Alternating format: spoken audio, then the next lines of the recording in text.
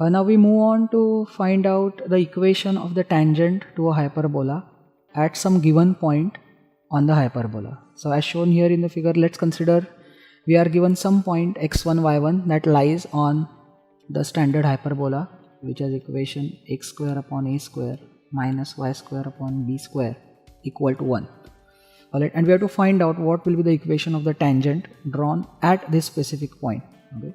Now here we take help of the derivatives, that is, we know that the derivative geometrically represents the slope of the tangent at the given point on the given curve.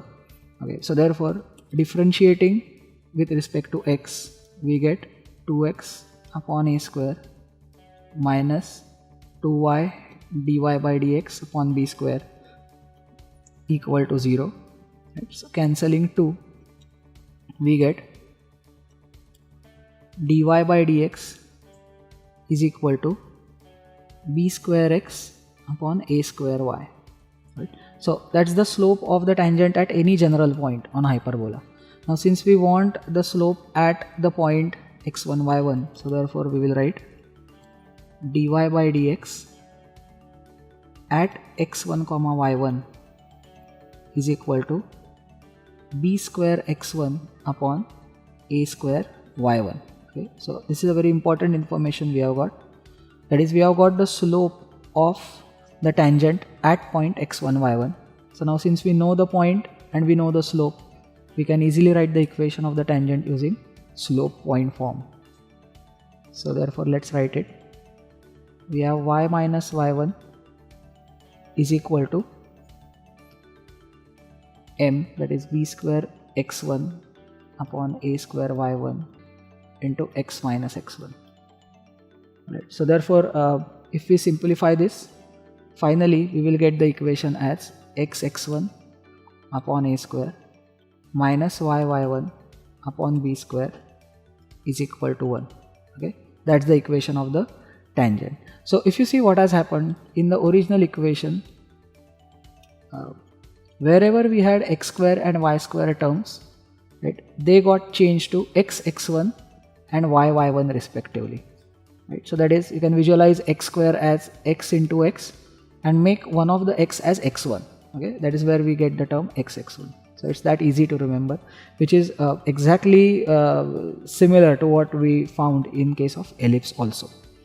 Now it's just that although this is no doubt the equation of the tangent, we remember it in slightly different format. That is, we bring the 1 which is on right side to the left side and write the equation in its standard form. It's a line. Okay. Now this is a bit more useful form in order to remember the further few formulae that are going to come later in this chapter. Okay.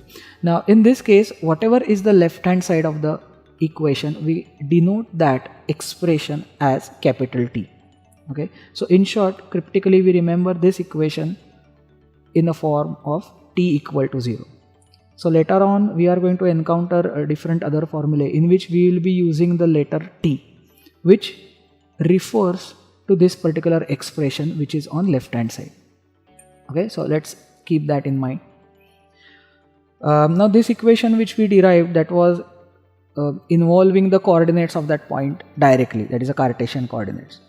Sometimes we might be given the parametric form of the equation of the hyperbola. So in that case, how do we write the equation of the tangent in parametric form? Okay, so equation of the tangent in parametric form. Alright, so let's begin with x1 upon a square minus y1 upon b square equal to 1. That's the equation of the tangent in Cartesian form which we just saw. If you remember, the parametric form or parametric equations of the hyperbola are given as x is equal to a sec theta and y is equal to b tan theta, which we have seen earlier, right? Where theta is the eccentric angle of the point whose coordinates are x and y. Right? Now in our case the point was x1 y1, so therefore we will write x1 and y1, and theta is the eccentric angle of that specific point x1 y1.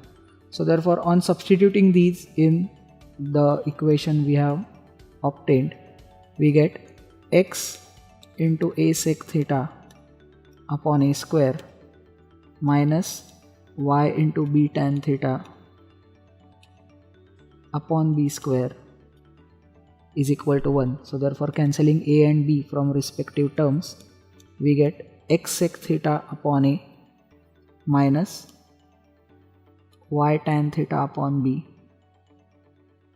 is equal to 1. So that's the equation of the same tangent but using the parameter theta.